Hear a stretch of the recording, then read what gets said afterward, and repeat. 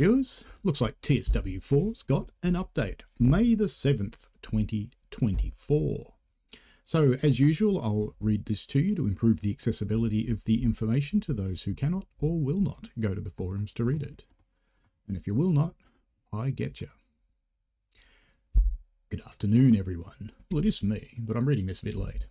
We just released a patch in preparation for the release of Cargo Line V2 Aggregates add-on, introducing improvements for the Class 158 DMU, the Class 43 HST, as well as the Midland Mainline route.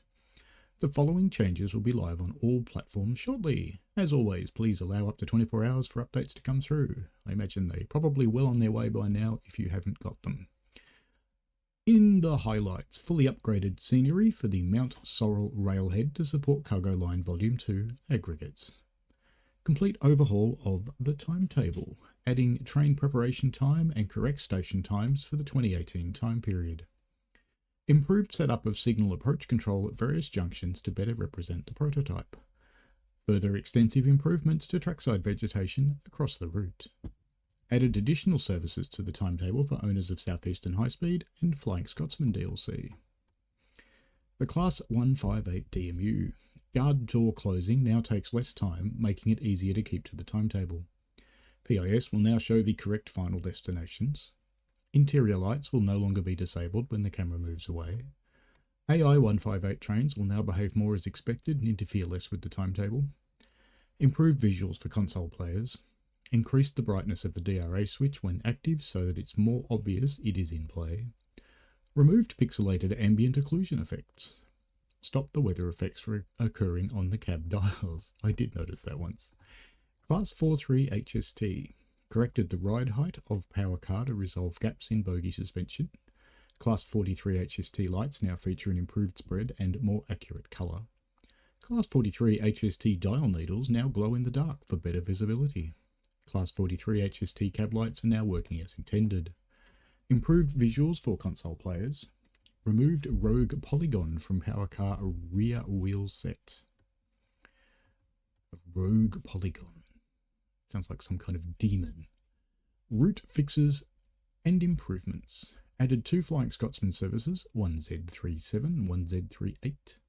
Implemented station stop timings rounded to the nearest minute on all passenger services. That's a big one actually, because usually it's set by simulation, but now they've actually physically set the station stop timings to reflect a real timetable. So that's actually quite a big change. It's good. Made service preparations for players easier by adding 20 seconds of extra time. Non-passenger services now feature 1 minute of setup time for easier setups. The Class 158 services starting at Derby have been removed to an appropriate starting points. Lincoln-bound services stopping at Nottingham have been moved to appropriate endpoints before AI takes over. Several AI trains inbound from Lincoln now arrive at appropriate platforms in Nottingham. Static stock placement has been recast and now uses Blackpool, Cargo Line Aggregate and SHE JNA's stock. Locking doors is no longer required when terminating services across Midland Mainline gameplay. Accurate aggregate HOA hoppers are now used for the Mount Sorrel railhead. Stop markers for 2-car 158s are now set up correctly at East Midlands Parkway. Approach control functionality and indicators to junction signals have been improved around Beeston, Humberston Lutes, Loughborough, Sileby and Siston. Speed limits of junctions north of Trent River Bridge are now more accurate. Signal heads at the north and south exits of Mount Sorrel Yard now match the correct time period. Speed limit through Siston Station is now accurate. Fixed the AWS magnet warning of 70 miles an hour limit when approaching Long Eaton from the west. Signals will now show correct aspects on the down main between Barrow upon Soar and Loughborough. Revised formation designer settings across all content. Several aspect signal bulb colours are now more accurate. Signals at the southern end of East Midlands Parkway Station are now more accurate. Added interactive porter cabin to Etches Patch Depot. And thank you to all the people that told me what a porter cabin was, I feel like a fool. Added interactive porter cabin to Mount Sorrel railhead. Added working interactive loader at Mount Sorrel railhead. Expanded the station directory list to include more virtual destinations for use in timetable services. Fixed instances of vegetation overlapping the track. flattened the terrain from overlapping track just east of Beeston Station, grounded the floating information signs placed in stations, improved trackside visuals between Loughborough and East Midlands Parkway, made improvements to trackside scenery and vegetation across the entire route, removed the high-rise buildings from Long Eaton area, removed the Oyster card machine from Nottingham Station, removed Ratcliffe cooling tower smoke effects due to performance concerns, removed various out-of-bounds areas from being displayed on the 2D map, removed water texture from the top of Ratcliffe cooling towers, making it look like they were full of water.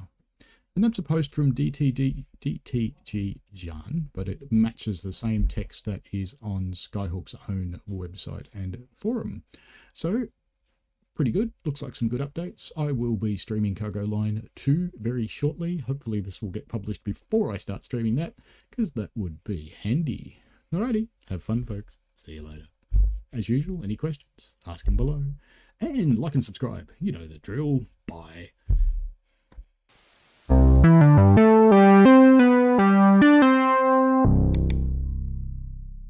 We played a game.